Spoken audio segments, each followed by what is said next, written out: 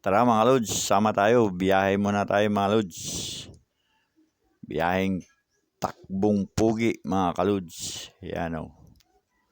O diba mga kalods? Okay ba mga kalods ang ating biyahe? Shortcut lang tayo dito mga lods para walang traffic. At pupunta muna tayo dyan mga kalods. Dadaan tayo dyan sa lutuhan mga kalods. Tataya tayo ng isito. Baka sakaling tumama tayo mga kalods. Di ba mga kalods? Ayan o, biyahe tayo. Sarap bumiyahe mga kalods. Okay ba kayo dyan mga kalods? O paano, hanggang dito na lang muna ang ating video mga kalods. At ako'y tataya muna ng EC2. Ayan yung outlet mga kalods. Okay.